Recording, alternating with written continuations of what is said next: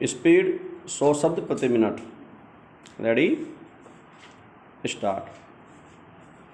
भारत में बहुत सारे स्वयंभू सतर्कता समूह बने हुए हैं जो भारतीय संस्कृति के ठेकेदार बनकर इसे बचाने का दावा करते हैं।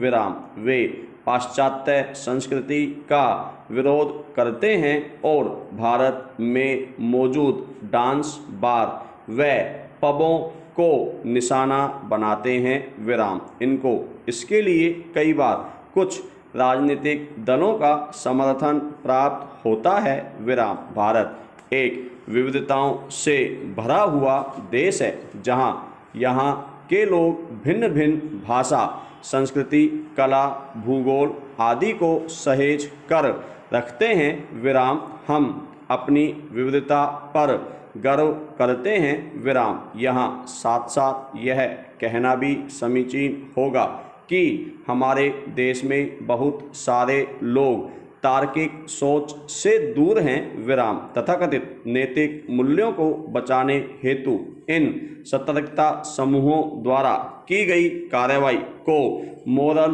पुलिसिंग की संज्ञा दी जाती है। विराम, मोरल पुलिसिंग गैंग का मानना है कि वे भारतीय संस्कृति के संरक्षक हैं, परंतु क्या वे जानते हैं कि भारतीय संस्कृति वास्तव में क्या है? भारतीय संस्कृति कभी प्रेम के विरुद्ध नहीं रही। भारत एक लोकतांत्रिक देश है तथा देश का संविधान नागरिकों को कुछ स्वतंत्रताएं प्रदान करता है। विराम, पैरा, जब हम मोरल पुलिसिंग की बात करते हैं तो कुछ विचित्र तथ्य हमारे सामने आते हैं। विराम, उदाहरण के लिए ऐसे स्वयंभू ठेकेदार बलात्कारों पर अपनी आपत्ति जाहिर नहीं करते अथवा करते भी हैं तो उनका निशाना महिलाओं का आचरण व वस्त्र रहते हैं और इन्हीं वस्त्रों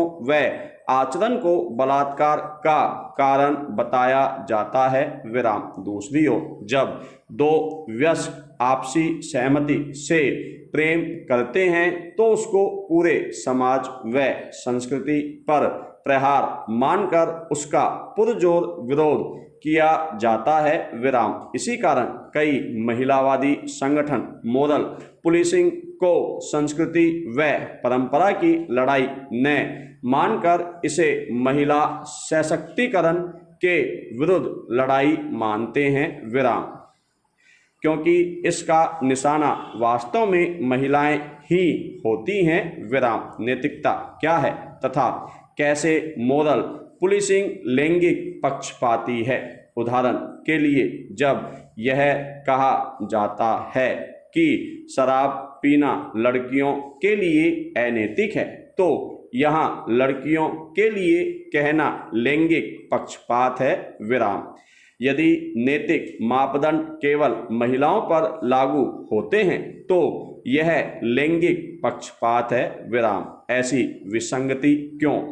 वास्तव में मोरल पुलिसिंग के चार पक्ष हैं: स्वयंभू सतर्कता समूह, महिलाएं, मीडिया तथा व्यक्तिक स्वतंत्रता। विराम, पैरा, मोरल पुलिसिंग के समर्थकों का कहना है कि पश्चिमी संस्कृति के खिलाफ हमारी संस्कृति की रक्षा करने तथा भ्रष्ट आचरण से हमारे युवाओं को बचाने के लिए यह एक महत्वपूर्ण कार्य है। विराम, वहीं इसका विरोध करने वाले इसे व्यक्तिक स्वतंत्रता तथा लोकतांत्रिक स्वतंत्रता के विरुद्ध मानते हैं। विराम, आज तकनीकी विकास ने सूचनाओं के आदान प्रदान को बहुत तीव्र व आसान बना दिया है। विराम, मशहूर हस्तियां वर्तमान में सोशल मीडिया द्वारा भी लोगों से जुड़ी होती हैं। विराम, उनके द्वारा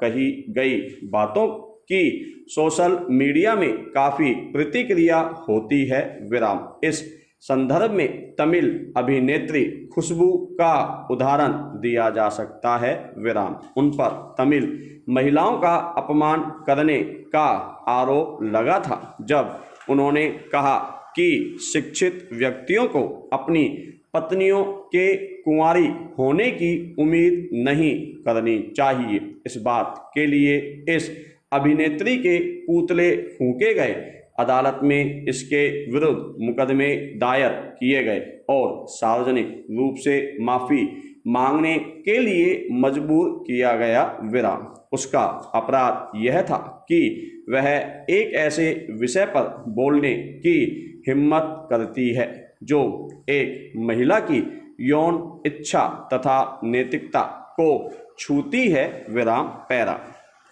मोरल पुलिसिंग के अन्य विवादास्पद उदाहरणों को लें तो हरियाणा में खाप पंचायतों के सदस्यों के विचार, कर्नाटक उच्च न्यायालय के जज का बयान, मुंबई के पुलिस कमिश्नर का बयान इत्यादि सुर्खियों में रहे विराम। मोरल पुलिसिंग मात्र बयानबाजी व धरना प्रदर्शन तक सीमित नहीं रह गई है, बल्कि इसने कई जगह हिंसक रूप भी धारण किया विराम। खाप पंचायतों द्वारा की गई क्रूर ऑनर किलिंग अथवा मंगलोर में पब के अंदर जवान प्रेमी जोड़ों के साथ मारपीट इसके उदाहरण हैं विराम।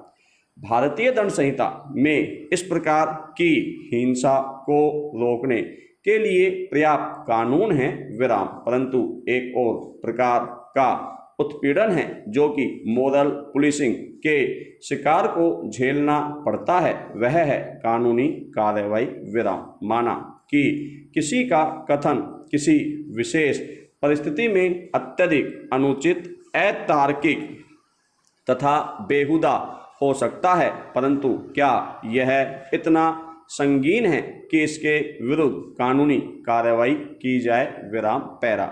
यहाँ पर इस संदर्भ में उच्चतम न्यायालय की कुछ टिप्पणियों का उल्लेख करना उचित होगा विराम। दक्षिण भारतीय अभिनेत्री खुशबू के महिलाओं से संबंधित बयान ने अच्छा खासा विवाद उत्पन्न किया और उसके विरुद्ध 23 से भी अधिक आपराधिक मामले दर्ज किए गए, जो बाद में उच्चतम न्यायालय द्वारा खारिज कर दिए गए विराम। बैंडिट क्वीन फिल्म, जो कि फूलन देवी के जीवन पर आधारित है, भी विवादों में रही विराम। इसके विरुद्ध दर्ज मामले में कहा गया कि यह फिल्म नग्नता को बढ़ावा देती है विराम, परंतु इसे भी उच्चतम न्यायालय ने खारिज कर दिया विराम। न्यायालय ने माना कि विवादित दृश्य वासना को बढ़ावा देने के लिए नहीं, बल्कि शोषित के प्रति सहानुभूति व शोषकों के विरुद्ध घृणा उत्पन्न करने के लिए आवश्यक था विराम। न्यायालय ने अभद्रता तथा अश्लीलता में भेद करने पर जोर दिया विराम पैरा। 1990 के दशक में जम्मू कश्मीर के महिला पृथकतावादी संगठन दुख्तान ए मिल्लत नामक संगठन ने औरतों को अपना चेहरा ढकने पर बाध्य किया एवं ऐसा न करने पर चेहरे पर एसिड डालने की धमकी दी विराम। इन्होंने सिनेमाघरों, शराब की दुकानों, ब्यूटी पार्लरों पर भी हमले किए विराम। 1996 में हिंदी पत्रिका विचार मीमांसा में एक लेख प्रकाशित हुआ जिसका शीर्षक था M.F. हुसैन एक चित्रकार या कसाई विराम। इसमें हुसैन द्वारा 1975 में बनाए गए चित्रों को दर्शाया गया विराम। इनमें हिंदू देवियों के नग्न चित्र थे विराम। इसके प्रकाशन के बाद M.F. हुसैन पर 8 भिन्न भिन्न मुकदमे दायर किए गए विराम। 1997 में सेबू थॉमस नामक एक वकील ने अरुंधति राय के खिलाफ उनकी पुस्तक the God of small things के एक अध्याय में अश्लीलता के चित्रण का आरोप लगाते हुए मुकदमा दायर किया, विराम। 2005 में टेनिस खिलाड़ी सानिया मिर्जा के विरुद्ध उनके ड्रेस को लेकर फतवा जारी किया गया, विराम। 2005 में राजस्थान के कोर्ट ने एक इजरायली जोड़े पर शादी के दौरान सार्वजनिक रूप से चुंबन देने पर 1000 रुपये का जुर्माना लगाया, विराम। 2008 का इम्फाल बम कांड तथा 2009 का मंगलोर पब कांड मॉरल पुलिसिंग का हिंसक स्वरूप था, विराम। हिमांशु